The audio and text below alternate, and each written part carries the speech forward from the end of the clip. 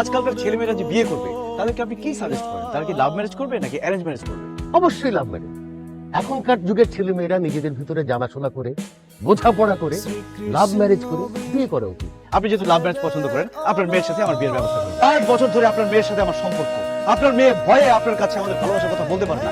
আজকে আমি ভয় ভেঙে সব কথা বলে দিলাম। আজই আপনি আমাদের বিয়ের ব্যবস্থা করে দেন। বাবা বিশ্বাস করো, আমি এই ছেলেকে চিনি না, মিথ্যা কথা বলতেছে, আমি চিনি না একে। খান সাহেব, আপনি জীবনে কোনোদিন শুনছেন বাপ মার সামনে ছেলে মেয়েরা তাদের বয়ফ্রেন্ড গার্লফ্রেন্ডকে চেনে? সে ভয়ে না চেনার ভান করতেছে। আপনি তার চোখের দিকে তাকিয়ে দেখেন, আমার প্রতি তার ভালোবাসা, তার মুখ বন্ধ, কিন্তু সে চিৎকার করে বলছে, দিদার আমি তোমাকে ভালোবাসি। আমি তোকে ভালোবাসি না, হাসিদার বাচ্চা। আরেকটা উল্টাপাল্টা কথা বললে একদম থাপ্পড় দিয়ে দাঁত সব ফালাই দিবি। শুধু দাঁত কেন, তোমার জন্য আমার এই জান কোরবান। তোমার বাবা যদি আজকে আমাদের ভালোবাসা মেনে না নেয়, তাহলে আমি আমার জীবন দিয়ে দিব সাংবাদিকদের সামনে। মারিয়ার সাথে ওর যদি কোনো সম্পর্ক থেকে থাকে, আমি আপনাদেরকে কথা দিচ্ছি, মারিয়ার সাথে ওর বিয়ের ব্যবস্থা আমি করব। আমি যদি তোর গার্লফ্রেন্ড হতে, আমার নাম্বার নিশ্চয় তোর কাছে আছে। দে ফোন দে, আমার নাম্বার বল। 01925 850। এটা আমার জানেন না। কি রে?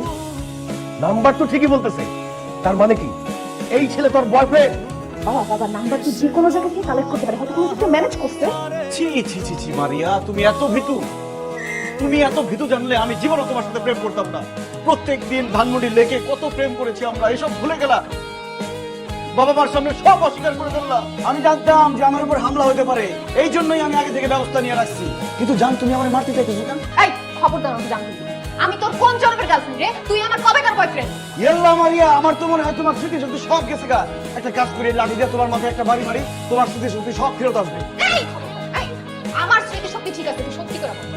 কে কই থেকে আসছিস? আরে কি আশ্চর্য কথা, কোথেকে আসবো মানে? আমি আমার বাড়ি থেকে আসছি, আর আমি আসছি তোমাকে বিয়ে করতে, খান সাহেবের জামাই হতে আসছি। জামাই হবি না? খান সাহেবের জামাই হওয়ার খুব ইচ্ছা, তোর শখ মিটাইতেছি আমি।